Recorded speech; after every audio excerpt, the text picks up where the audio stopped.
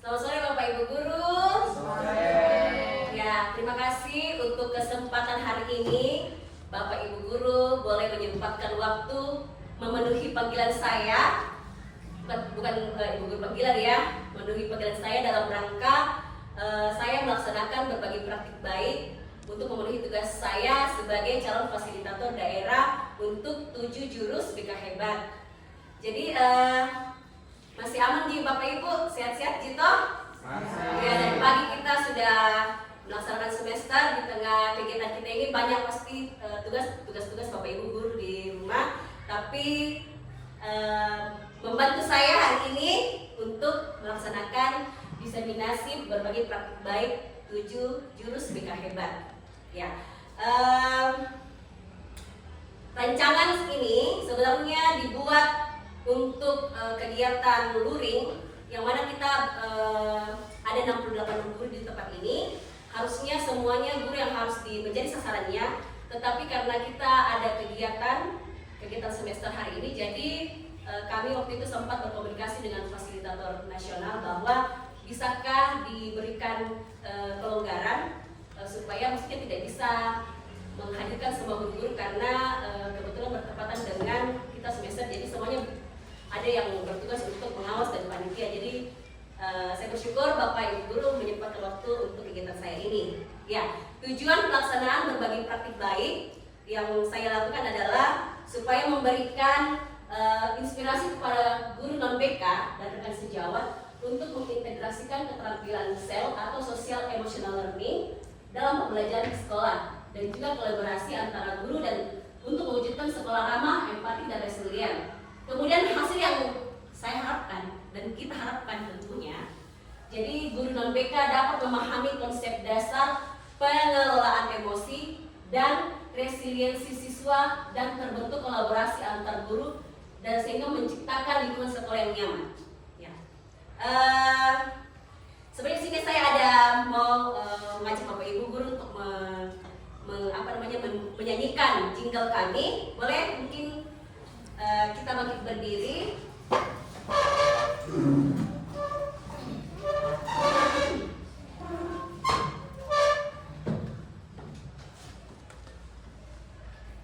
Ini kita akan Assalamualaikum warahmatullahi.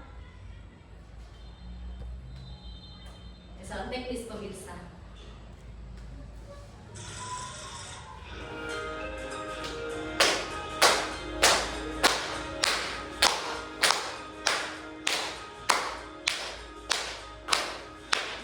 Mandiri dan kuat,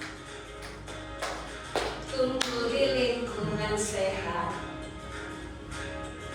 bersama guru yang hebat, penuh cinta dan bersemangat, mendidik dengan tulus, gunakan 7 jurus. Kenali potensi, kelola emosi, tumbuhkan resiliensi, jaga konsistensi dan jalin koneksi, membangun kolaborasi dan menata situasi. Selamat lagi Bapak Ibu.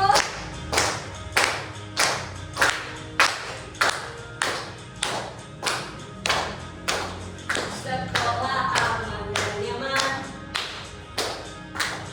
dan juga menggembirakan, tempat bertumbuh harapan, bersama ayo kita wujudkan, mendidik dengan tulus, gunakan 7 jurus. Kenali potensi, kelola emosi, tumbuhkan resiliensi, jaga konsistensi dan jalin koneksi, membangun kolaborasi dan menata situasi. Jurus BK Hebat, bersama 7 jurus BK hebat, 7 jurus yang akan ingat. Boleh duduk? Ya. Ya jangan ini Bu Bapak Ibu ya, jangan tegang. Soalnya kalau Bapak Ibu tegang, saya pun juga ikut-ikutan tegang. Ya. Kesalahan teknis, tidak apa-apa. Ya, kita lanjut saja. Nyam. Oke. Oh, tidak mau lagi. Aduh. Iya, tidak apa-apa karena ya begitulah kira-kira. Oke. Jadi tadi kita sudah melakukan jingle 7 jurus BK hebat. Yang pertama adalah kenali potensi, kelola emosi, tumbuhkan resiliensi, jaga konsistensi, jalin koneksi, membangun kolaborasi dan menata situasi. Ya, ini penjelasan singkat tentang 7 jurus itu. Yang pertama adalah kenali potensi. Bagaimana kita membantu siswa mengenali dan mengembangkan potensi diri mereka. Kan kalau misalnya kita tidak membantu mereka, kita hanya datang mengajar, kemudian hanya melihat, kita kayak apa namanya? Itu loh, kayak peramal. Oh, kamu ini potensinya begini. Tidak Bapak Ibu. Kita ada alat tes yang kita atau instrumen yang kita berikan kepada siswa supaya kita bisa lebih mengerti mereka, lebih memahami mereka, lebih mengetahui sebenarnya mereka potensinya kemana, arahnya kemana. Itu jadi kenali potensi. Kemudian kelola emosi, membantu siswa mengenali, memahami dan mengelola emosi mereka dengan baik. Jadi meskipun kita bagaimana kita mengelola emosi siswa kita sementara keadaan emosi kita juga naik turun. Jadi kita juga harus belajar untuk bagaimana cara kita meregulasi emosi kita.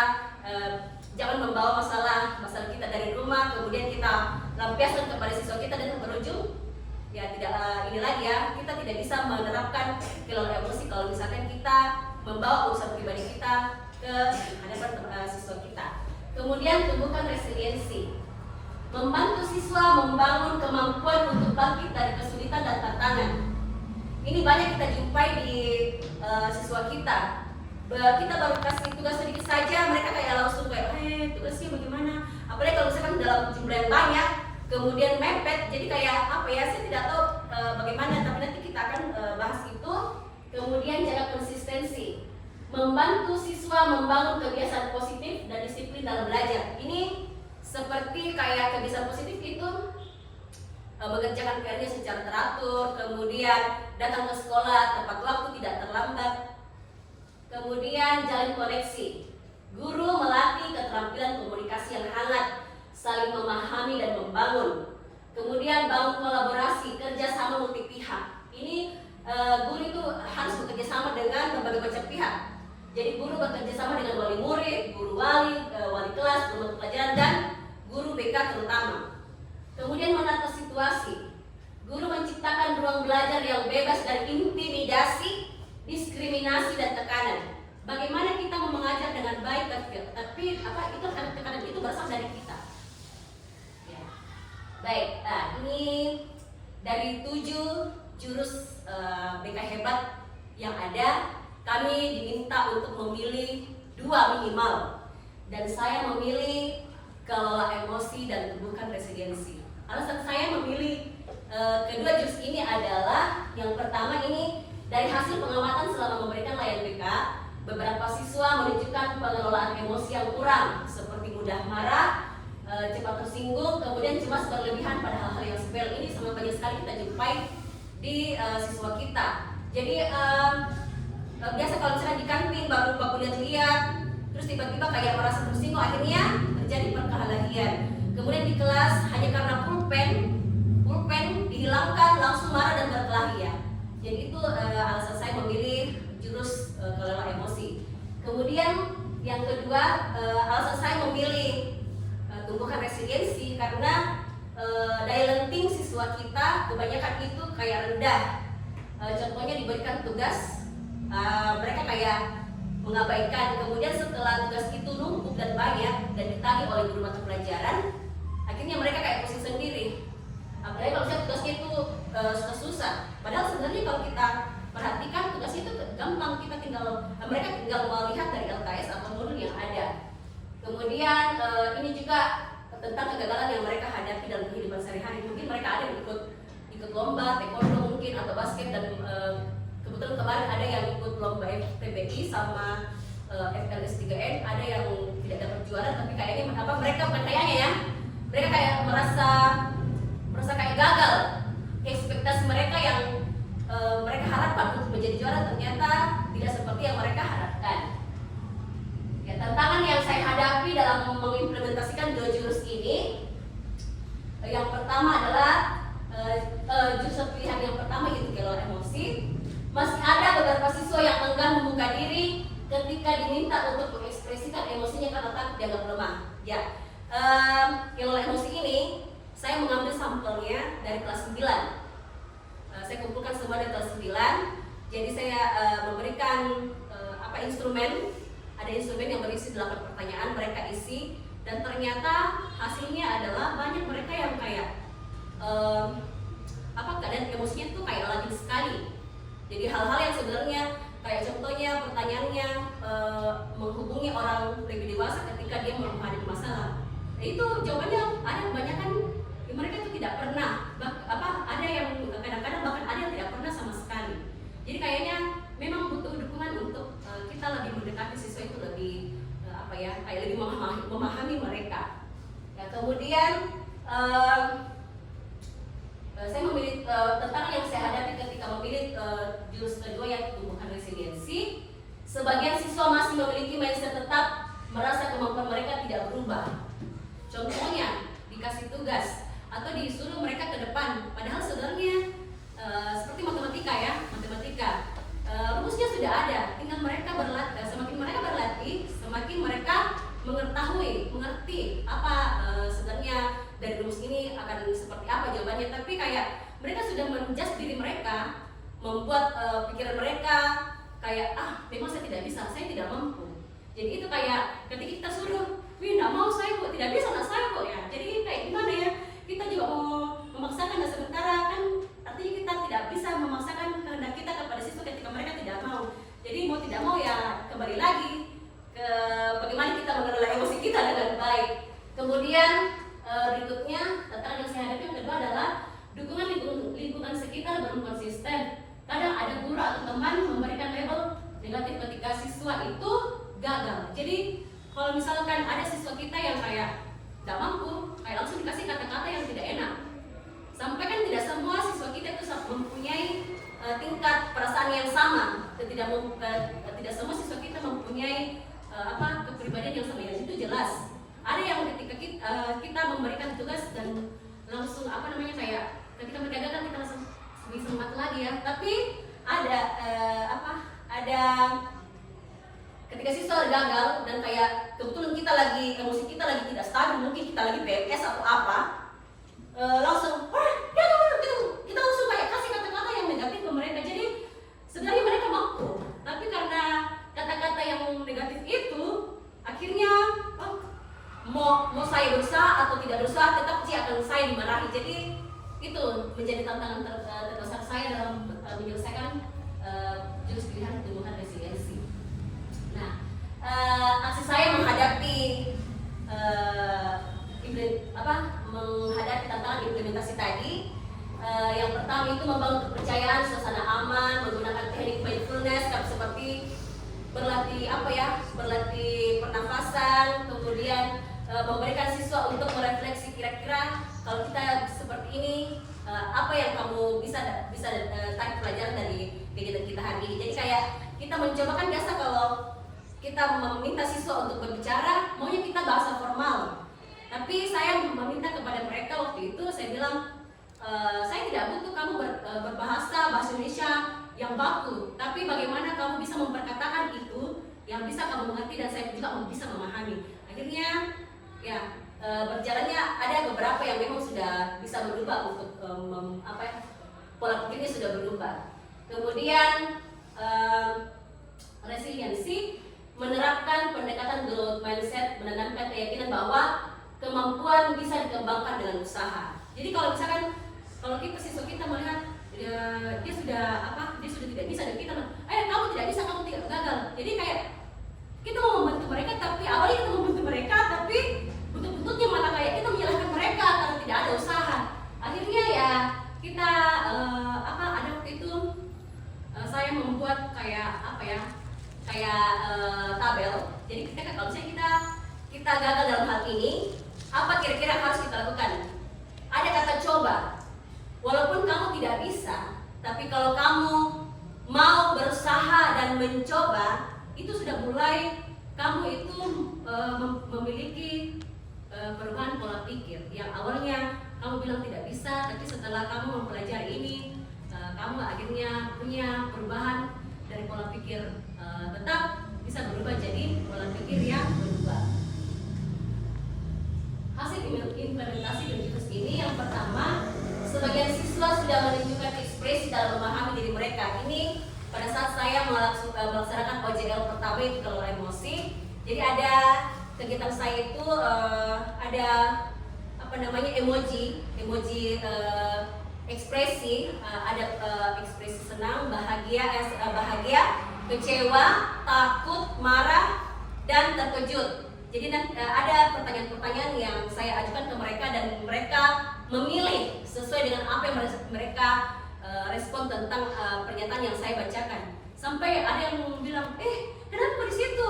Harusnya di sini. Kan peraturan permainan waktu itu saya bilang tidak boleh mempengaruhi orang lain untuk ikut dalam apa yang kamu mau, karena setiap orang itu memiliki respon yang berbeda terhadap situasi, pernyataan situasi yang terjadi di kehidupan kita sehari-hari. Kemudian siswa mulai memahami bahwa selama masih bisa berusaha dan mau mencoba pasti akan ada jalan keluar, dan kegagalan bukanlah akhir dari segalanya, tapi bagian dari proses belajar dan bertumbuh. Selesai Bapak Ibu. Ya,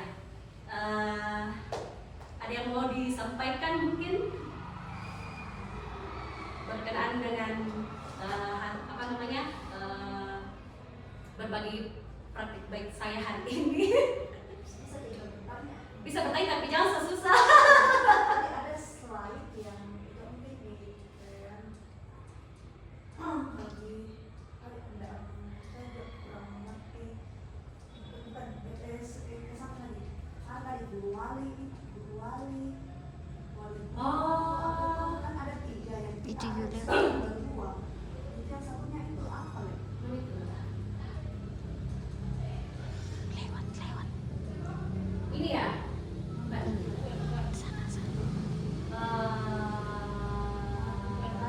Oh ini bangun kolaborasi. Ini kan ada kan wali kelas sudah ada. Ya. Guru wali sudah ada. Iya. Wali murid itu bagaimana itu? Wali murid itu orang tua dari siswa. Iya. Jadi orang tuanya atau mungkin dia tinggal bersama dengan keluarga, yaitu itu keluarga orang tua. Mungkin bisa tahu. Oh ya. Oke, siap. Oke, siap. Terima kasih atas masukannya. Ya begitulah kalau kita berbagi baik tuh kan, kalau ada yang Bapak Ibu bisa tambahkan ya saya sangat bersyukur gitu. Ada lagi yang mau bertanya? Cukup jelas tadi. Nanti ini ya habis ini siapa tahu nanti ada yang mau bertanya atau konsultasi, boleh nanti kita saling berkolaborasi untuk menciptakan 7 jurus BK hebat ini. Baik, kalau tidak ada pertanyaan, terima kasih atas perhatiannya, waktunya. Terima kasih Bapak Ibu Guru. Sukses selalu, salam 7 BK hebat.